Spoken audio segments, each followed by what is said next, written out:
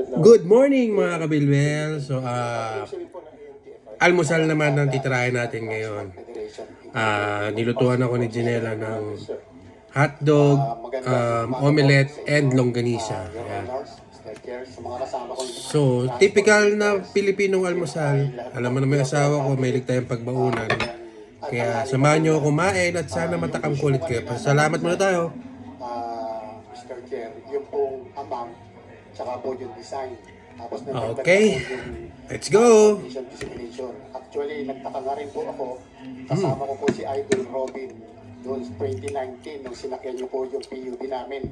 Hindi lang po lumabas. Bakit nagtataka po kung hindi po nailabas sa media, may kamatis. sa commercial, yung sinakyan niyo po, yung unit namin. Omelette. Proud sana kami noon dahil yung Taguig Transport Service Cooperative po ang tinawagan ng DOTR para po sakyan ni Idol para po i-disseminate sana yung pagpapalaganap ng PUB natin noon. Yun po yung isang pinagtaka po namin. Walang kamatayang hotdog. Galing pa kami Taguig na pagpapagin Subic para lang po masakyan ni Idol yung PUB.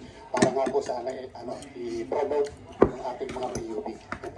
Regarding naman po sa design, way back din po, 2018,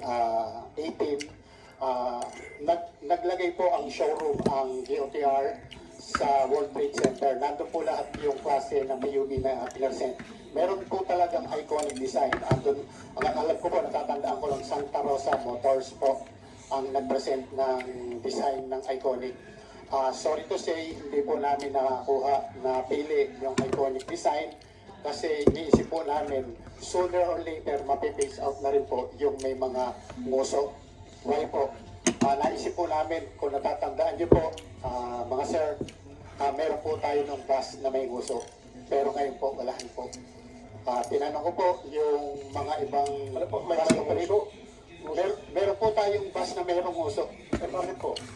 Tinanong ko po yung ibang bus operator, ang issue po doon, yung space. Sayang po kasi yung nguso. Kung ibabayad mo dito sa Metro Manila, yung uso po ng ating mga unit, sayang din po yung, yung space. Okay. Yun po yung isang tinanong din po natin. Kinonsider din po namin yung space. Mahal po kasi dito sa Metro Manila yung pagbabayad po ng per square meter po ng mga lote natin para lalagyan po ng mga unit. Yun po yun. Pagdating naman po sa amount, pinag-uusapan po kanina. Favorite ko to. Po dito sa Nung ganisa. Ng mga ayan, namiss ko to. Ito lang. Amount ng unit. I have here little report on the computation po ng ating mga model. Supplier ko niyan yung sister-in-law ko. Pwede po press paano yun sa slide. Shout out. Computation po ng modern. Okay. Miss ko na yung longganisa nun. Paliwanag po itong mga figures dito. Sa Pasay. Doon po sa yung po isang slide. Ano? Longganisa. Yan po.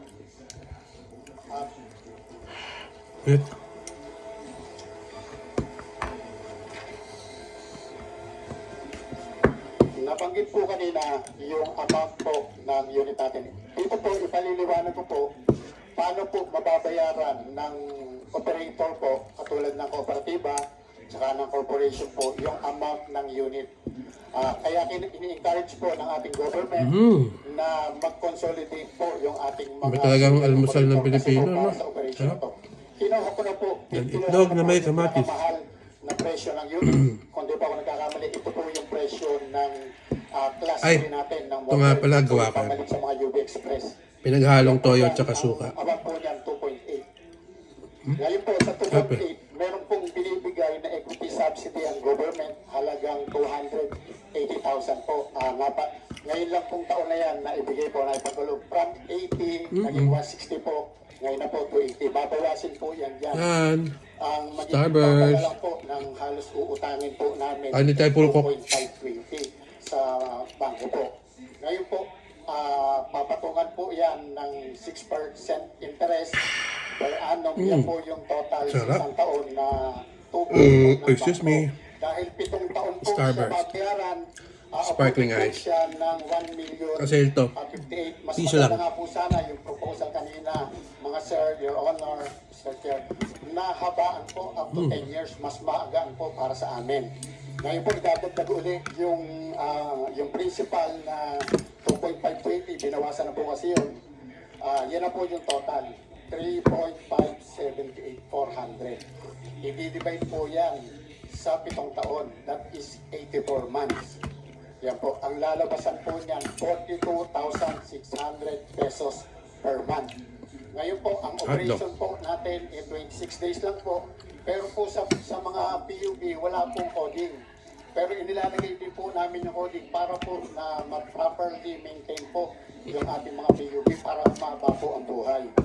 Kaya po, ang total po nun, 1,638 na lang po. 0.46 per day. Pero dahil dalawang shift po, ito po yung pinag-uusapan natin, na i-maximize po natin yung takbo ng ating mga unit from morning to evening, kung maaari hanggang may pasahero, i-divide po natin sa dalawang shift. Ang body boundary lang po or ang kailangan lang natin ipunin 819.23 po.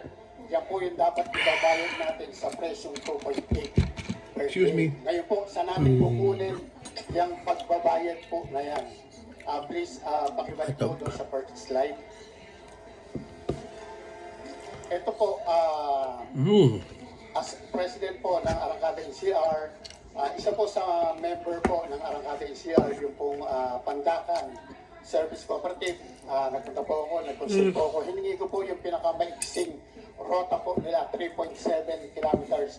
Wala pa po sa minimum. Ang minimum po kasi para makakuha ng minimum fare na 14 pesos is 4 kilometer po sana.